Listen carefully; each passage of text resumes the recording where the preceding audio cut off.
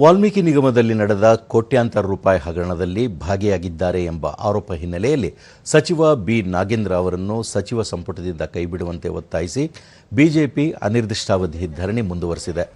ತುಮಕೂರಿನ ಉಪವಿಭಾಗಾಧಿಕಾರಿ ಕಚೇರಿ ಎದುರು ನಡೆಸುತ್ತಿರುವ ಧರಣಿಯಲ್ಲಿ ಪಕ್ಷದ ಜಿಲ್ಲಾ ಪದಾಧಿಕಾರಿಗಳು, ಮುಖಂಡರು ಹಾಗೂ ಕಾರ್ಯಕರ್ತರು ಭಾಗಿಯಾಗಿದ್ದಾರೆ.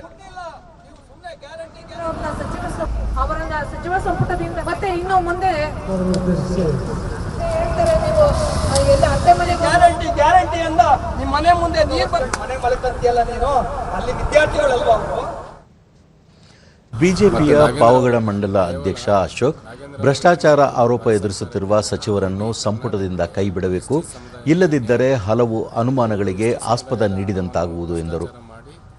ಅವರ ಹಣವನ್ನು ಲೂಟಿ ಹೊಡೆದು ಅವರ ಸಮಾಜಕ್ಕೆ ಎಲ್ಲ ರೀತಿಯ ಅನನುಕೂಲ ಮಾಡಿ ಅವರನ್ನ ಒಂದು ಭಾರದ ಲೋಕಕ್ಕೆ ಭ್ರಷ್ಟಾಚಾರ ಮಾಡಿ ಅವರನ್ನು ಕಡೆಗಣಿಸಿಬಿಟ್ಟಿದೆ.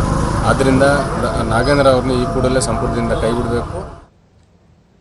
ಮಧುಗಿರಿ ಜಿಲ್ಲೆಯ ಬಿಜೆಪಿ ಮಾಜಿ ಅಧ್ಯಕ್ಷ ಬಿಕೆ ಮಂಜುನಾಥ್ ವಾಲ್ಮೀಕಿ ನಿಗಮ ಮಂಡಳಿ ಹಗರಣದಲ್ಲಿ ಭಾಗಿಯಾಗಿ ಜೈಲಿಗೆ ಹೋಗಿ ಬಂದಿರುವವರನ್ನು ಸಂಪುಟದಲ್ಲಿ ಸೇರಿಸಿಕೊಂಡಿರುವುದು ಖಂಡನೀಯ ಎಂದು ಆರೋಪಿಸಿದರು. ಭಾರತೀಯ ಜನತಾ ಪಾರ್ಟಿಯ ಮತ್ತು ಎಲ್ಲ ನಮ್ಮ ಕರ್ನಾಟಕದ ಜನರು ತಕ್ಕ ಪಾಠವನ್ನು ಕಲಿಸ್ತಾರೆ. ನಮ್ಮ ರಾಜ್ಯಾಧ್ಯಕ್ಷ ವಿಜಯನ್ ನೇತೃತ್ವದಲ್ಲಿ ಭಾರತೀಯ ಜನತಾ ಪಾರ್ಟಿ ಮುಂದಿನ ದಿನಗಳಲ್ಲಿ ಬೀದಿಗಳು ಹೋರಾಟ ಮಾಡ್ತೀವಿ. ಕೂಡಲೇ ನಾಗೇಂದ್ರ ಅವರನ್ನ ಸಂಪುಟದ ಕೈ ಬಿಡಬೇಕು.